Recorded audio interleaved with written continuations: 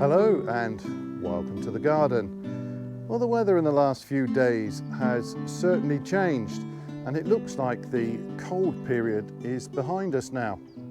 The forecast for the next couple of weeks at least have quite reasonable nighttime temperatures, and it's possible that we might not actually get another frost here this year.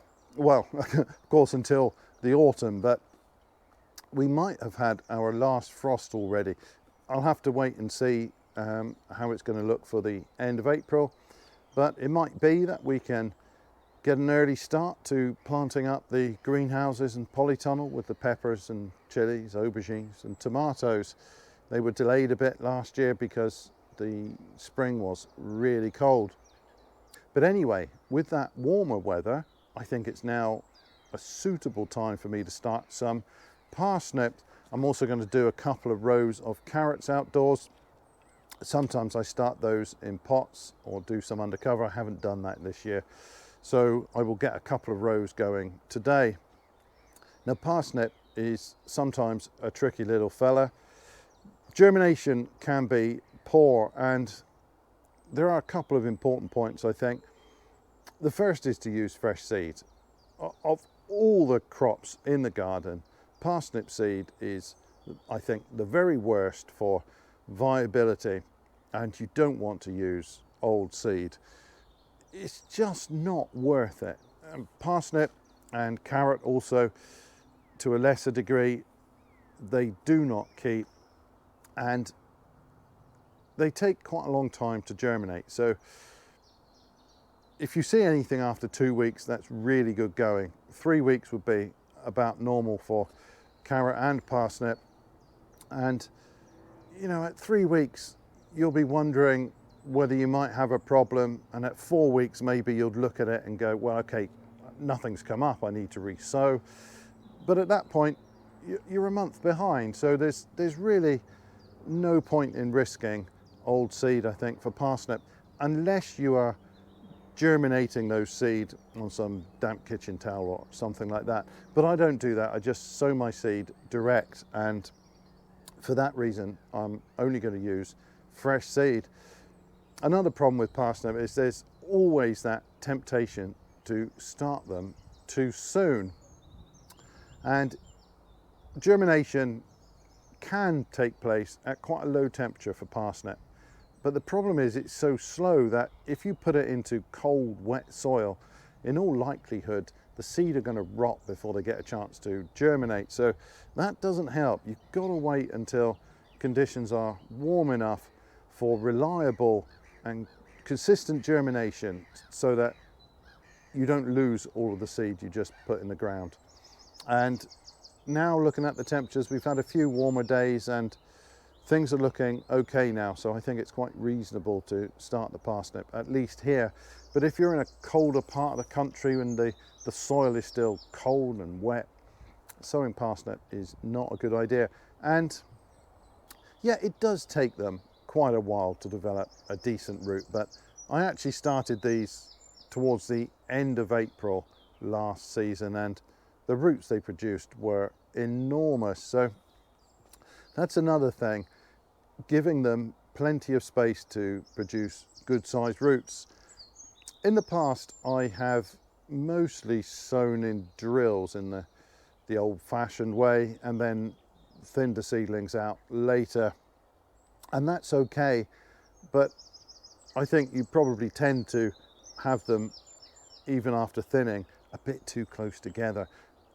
Last year, for the first time, I station sowed them, and I gave them plenty of room, 5.5 inches between stations, and the results were great. They had enormous roots. I think the largest parsnip roots I've ever produced. So I'm going to station sow them again. I'm going to keep to the 5.5 inch spacing. That works out nicely across the bed here. I get 8 roots across.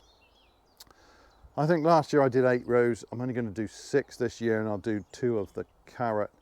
That's plenty of parsnip for us. We don't need more than that, especially when they're going to produce such fine roots. Hopefully we'll get something similar again this year. I've also got some brassicas I need to plant out and a few other bits and bobs. So it's time to get on. So in the traditional rotation, the root crops are following the brassicas, and that's exactly what I've got here. I've got one or two weeds to pull out first, but this had cabbages and kale and swede, that sort of thing. We've only recently removed the old kale plants. We had about a year's worth of growth from those.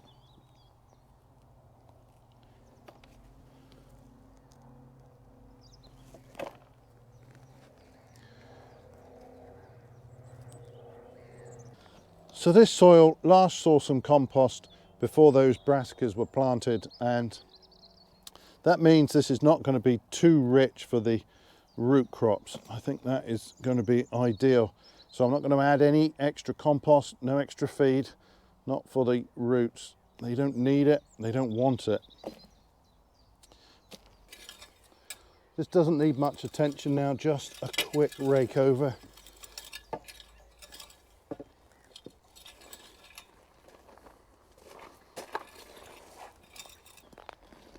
I've just got the tape here and I'm going to space these rows out.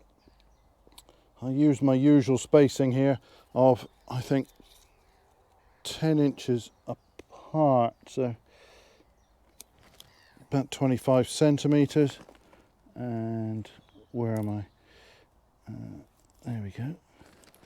I'll just put these markers in at the ends so I know what I'm doing. So last year I had 3 different varieties of parsnip on the go. I'm only doing the one this year, Tender and True.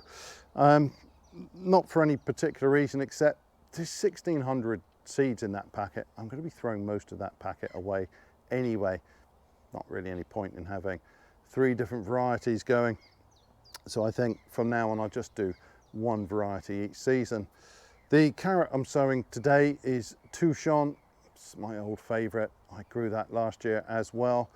I do have another carrot to put in with our main season crops, a yellow one, Joan de Doubs. That one is, yeah, that one's quite pleasant and quite interesting, a bit rustic.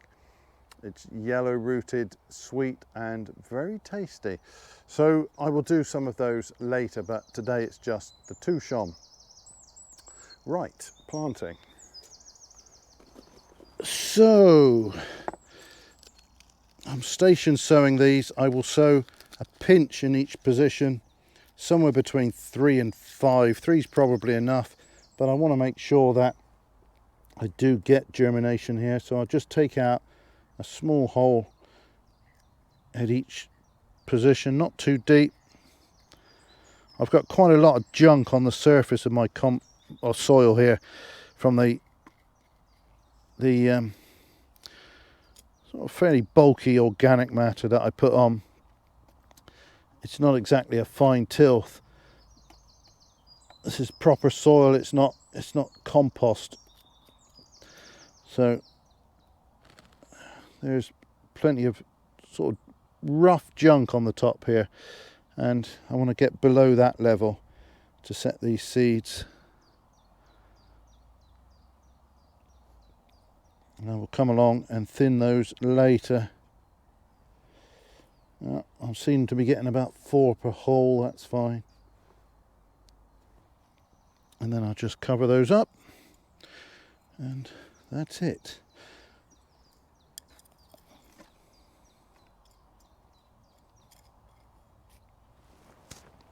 Next row. So we had rain yesterday, so this soil is nice and damp. I might just go over these with the watering can just to make sure, but they don't want to be in soggy soil. Fortunately, our soil here is free draining, so they're not likely to rot in this soil. So the carrots I'm going to do in a drill. Let's get a bit of this junk out of the way.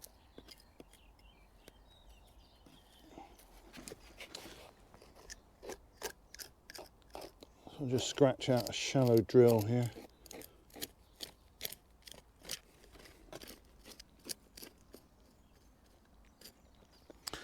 Now, fresh seed should germinate reasonably well, so I want to sow these quite thinly. I don't want to be faffing around with too much thinning.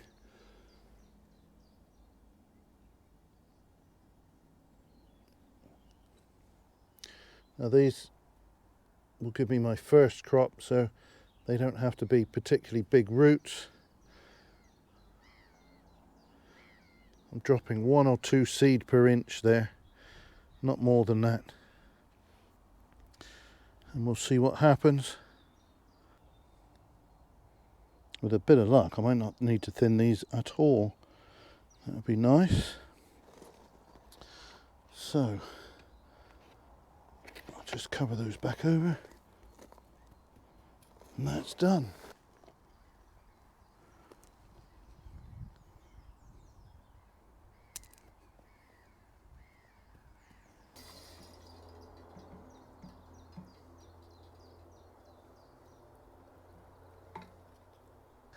That job is done, and we've just covered this bed with some mesh. Now, strictly speaking, we didn't need to get that done straight away. The carrot root fly are not going to be sniffing around here until those seedlings are up, but it's good to get that done and covered anyway. So the next thing is to plant out some brassicas in the bed next door. So last year that had some legumes, and I think I've also given that a good layer of compost again when I prepared that in the autumn. So that one is good to go. Well, here I've got a mixture of cabbages and kales. So these are a compact cabbage. This is Copenhagen market. Now normally I'd only stick 3 across a bed here, but they can cope with being jammed up tight. So I'm going to stick 4 across here. This fellow here, that is Filderkraut. Now that's a different beast altogether, potentially a huge cabbage. So I'm only going to put 2 across here. I will set out 4 of those in total. And then I've got a couple of the Toscan kales and 3 of Vate's blue curled. That's a new one for me, but I don't think that one's quite as big as the Toscan kale. So I'll put those up the other end. This soil should be quite good here now for the brassicas. Yeah, it looks pretty nice actually. But I've got my usual mixture in here of fish blood and bone, some lime and pelleted chicken manure, and I will add that to each of the planting holes as I go along. I've also got a weed there, I don't want that. And some junk. Right. Let's see, up there.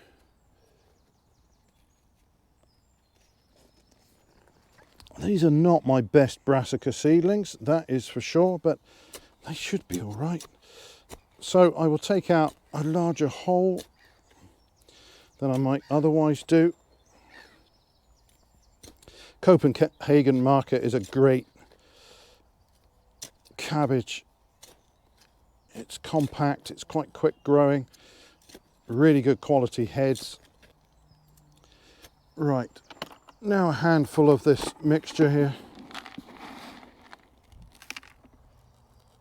That's plenty. Everything a brassica is going to enjoy. I'll work that into the planting hole.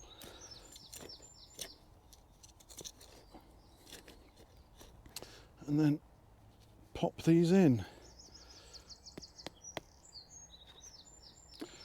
Yeah, they could have probably gone out a couple of weeks ago. That's normal for me, but they'll be all right. I'll set them just a little bit deeper and then really firm these in.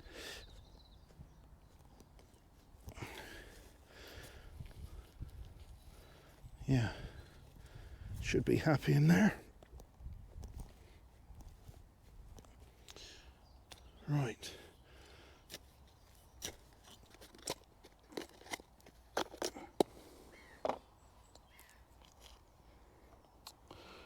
Right, I need to give these plenty of space. So, yeah.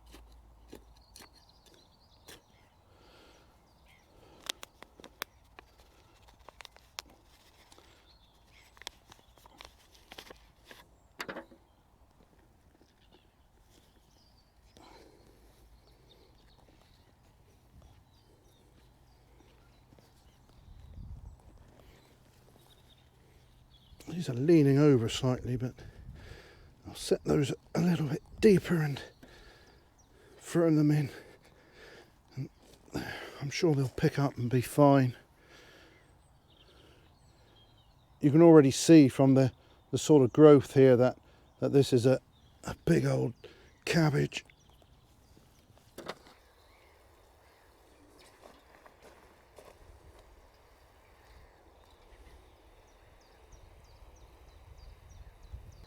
Well, that was interesting. Some of those plants looked as though they ought to have been put in a week or two ago.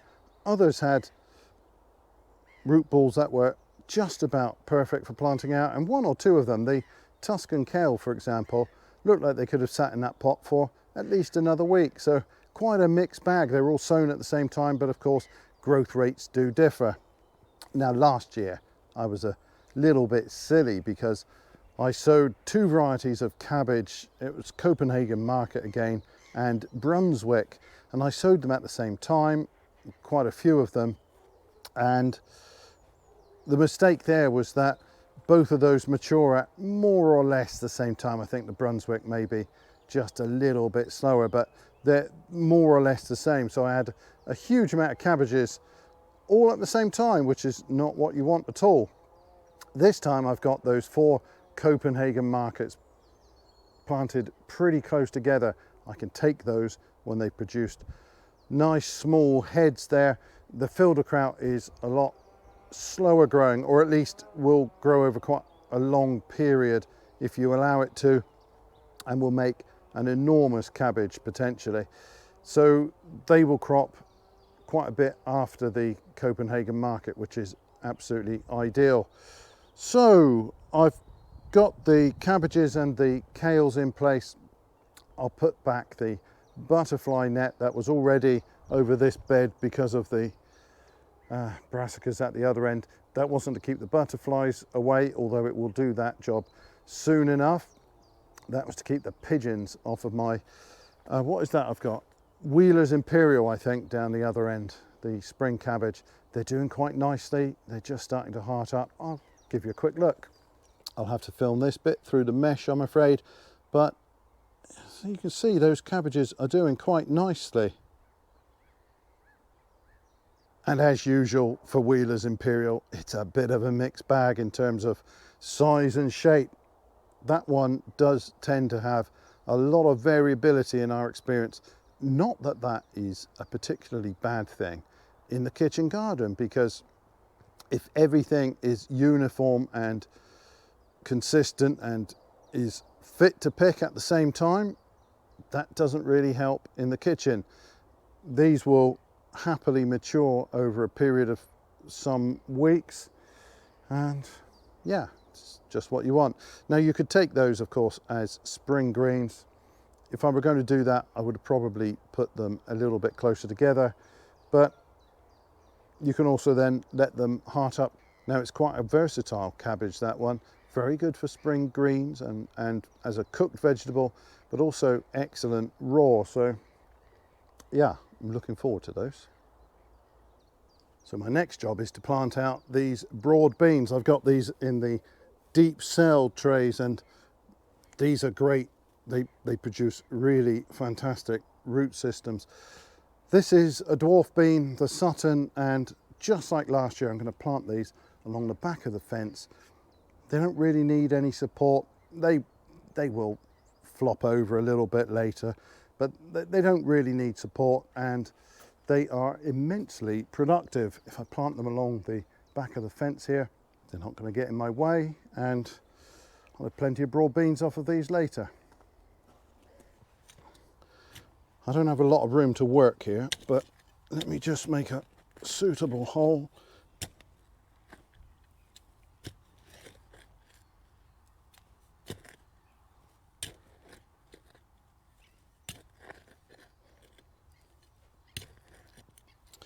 And let's take a look at one of these. So,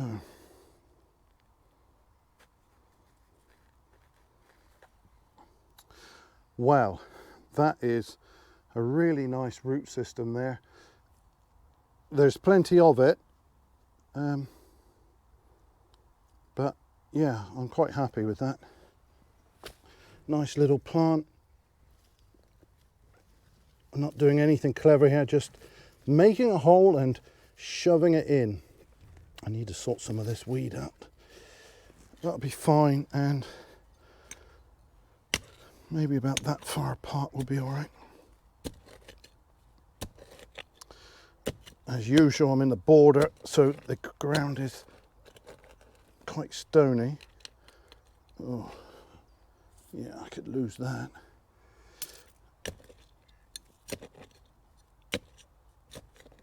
Well, the beans will be fine here. They did well here last year. Yeah, you get these really great roots out of these cell trays.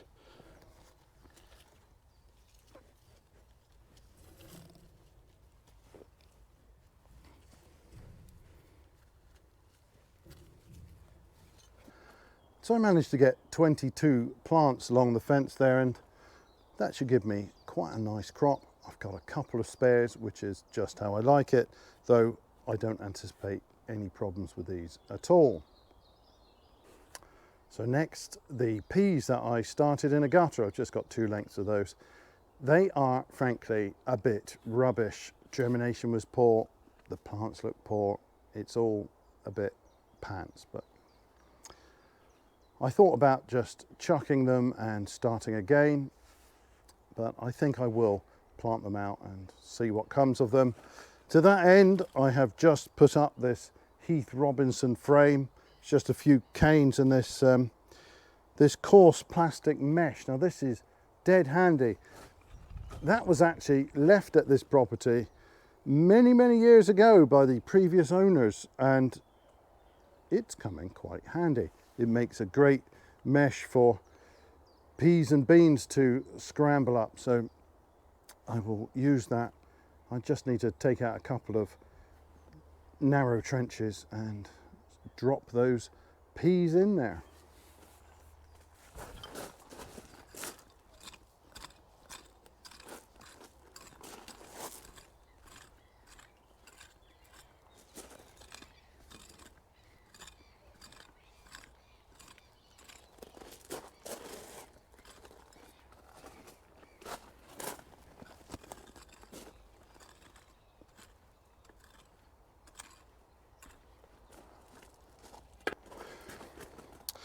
So the peas are a bit sparse here and the plants are a bit horrible. I'm just going to give this gutter a bit of a bend, help loosen them up, but then they should slide straight in. Yeah, there they go.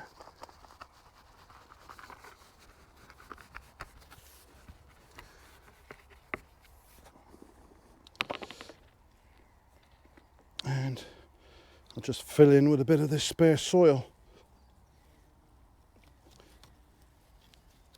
So planting these out is very convenient from the gutters, and that is that. I expect we'll get a reasonable crop off of them because I do start them quite densely to start with. Then I do have probably plenty of plants here for a reasonable crop, but they don't look great. Maybe now they're in some proper soil they might improve a little bit. So the last thing I'm planting out today are some of these Kohlrabi. They're not the best seedlings, but some of these don't look too bad. And let me pop one of these out and take a look at the roots. Well, there's certainly plenty of it there, but I think these will be fine. They'll be nice. And then I've got some multi-sown beetroot. So these are still quite small, but they're probably better off getting in the ground now than staying in these cells for much longer. So I think I'll put some of that in the same place. So the bed I'm going to plant in now, I've recently spread some compost across the top of that, just forked it into the top few inches so that I'm not planting into just compost. And I've given that a sprinkle of the same mixture I used on the other brassicas there, because I'm not going to fuss around with the Kohlrabi and put stuff in the planting hole. I'm just going to plant these up.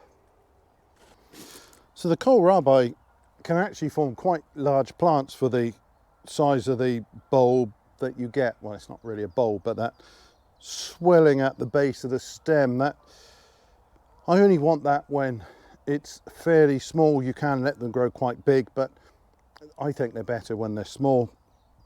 But actually the plant needs quite a bit of space for the crop that you get off of it. So that's one reason why I'm probably not going to plant all of those out today. So I think I'm going to set them 3 across, then 2, and then 3, and I'll see how far I go with them.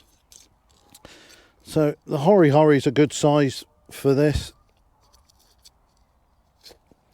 And then I'll just pick a nice looking one, and yeah, they're not bad little plugs actually. Just set it in, that is it.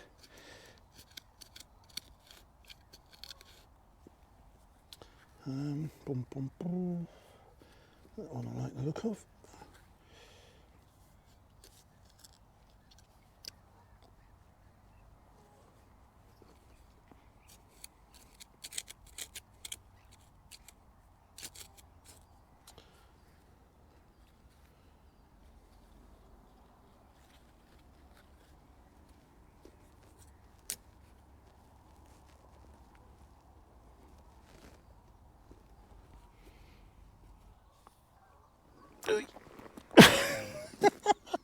Oh dear, I've made my life difficult here. This is a lower one, so these are at a really awkward height. Yeah, that's not going to work.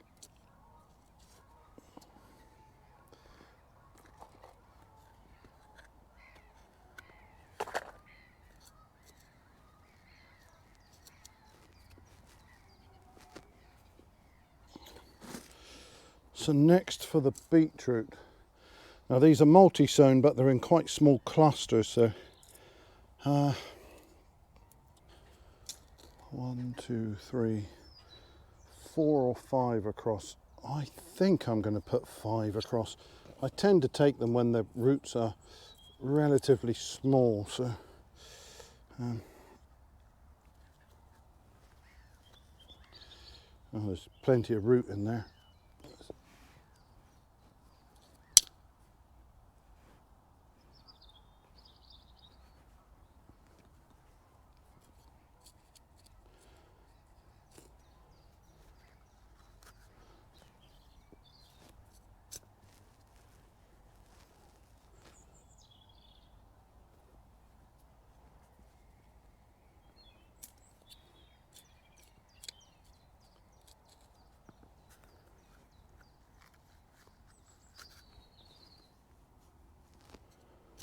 Now these are quite close to the divider there, but I think they'll be all right. So a few more rows of these.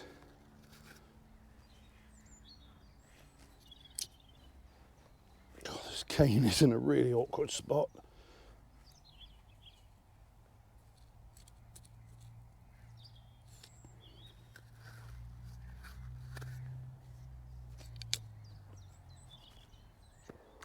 I'm just going to finish off that bed with the rest of the beetroot, and then my work today is done.